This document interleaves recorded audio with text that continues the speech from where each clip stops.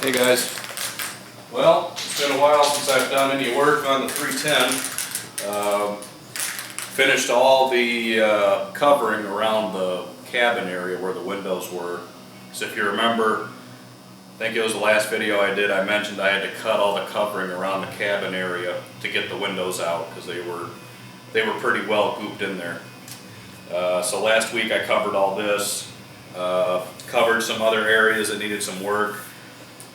The entire area that's masked off was sanded with 400 grit. It kind of knocked some of the old monocoat seams down, because that's what's kind of neat about monocoat is you can actually sand the seams and any imperfections down a little bit because it is a plastic type material. And once I did all that, I hit it with some 1500 just to get all the scratches and everything out of it. It's not going to be perfect. Anywhere that I had to put a patch or anywhere that there's seams, it will show through the through the paint. It's kind of like if you put linoleum down over a piece of subflooring that has some stuff left on the surface, it'll show through. Kind of the same principle, but I'm not too worried about it. As long as it looks halfway decent when it's done, that's all that really matters to me. Just kind of double checking to make sure all my tape lines are down. Because once you start spraying, you really can't stick your finger in there and push the tape down without smearing the paint. So let's get started. On the way here, I went to Lowe's to get some more Rust-Oleum.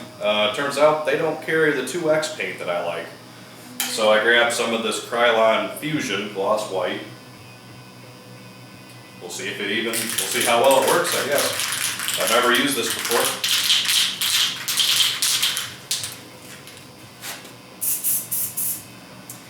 I'm going to start out by doing just a real light mist coat. I don't want to put a lot of paint on it. And I'm not going to concentrate too much paint anywhere there's a tape line, because that's where paint has a tendency to gather and basically make a bubble or a run. So I'm going to concentrate the majority of my paint on the large flat surfaces. So first I just want to get a good mist coat down, get all the jams, anything that's going to be white, I want to make sure I got a nice mist coat on. I've already gone over the surface with a tack cloth and then some alcohol to get all the oils from my fingers off of it. Here we go.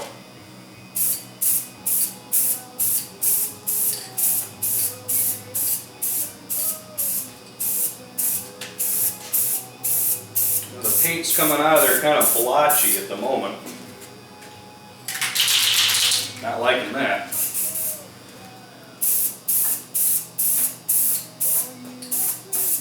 Hopefully that'll clear up. Now I'm really not putting that much paint down.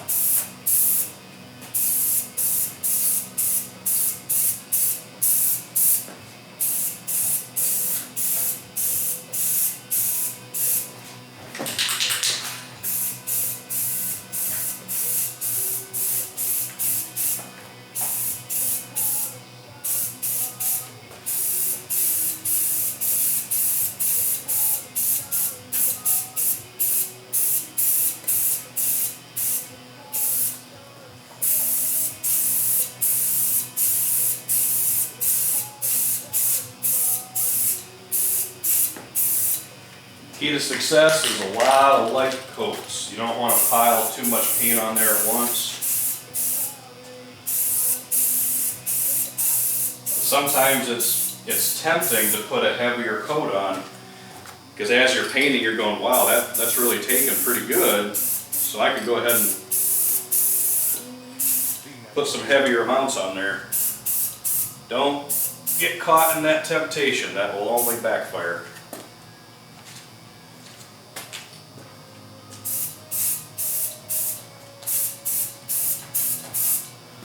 You notice I'm holding the can pretty far away for this initial coat, because I really don't want to get too much paint on there.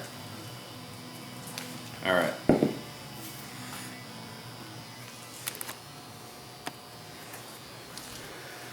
Now as we walk around it, you can see that I got a nice even coat, but very, very, very thin.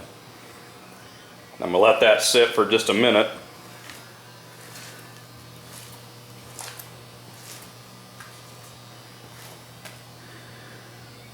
Not bad. All right, after I get a couple more coats on there, I'll bring it back. All right, I had to open the door in here. It's starting to get a little foggy. Well, so far it's not looking too bad. Got a couple runs that have developed. Not too worried about those at this point. I was starting to get a little nervous with this paint. Oh yeah, I'm getting some good runs up at the top by the fin. Doggone it. Because this paint just is so, it sprays so much different than the Rust-Oleum that I'm used to. So it's really easy for this stuff to run. Because it goes on so thin, I was starting to get worried that I wasn't getting enough coverage. Because I only bought 2 cans of paint, so I was almost done with the first can and I was still seeing a ton of blue. So I'm gonna let this, this is mist coat and then 2 more medium coats. And I just started using the second can, so I'm gonna let this sit for a while. I'm gonna let those runs kind of feather out, do what they're gonna do. Then I'll come back over it again with another good flow coat. I'm not too happy about those runs on the fin, but you know, at this point it is what it is. Alright, I'll bring it back when I'm done.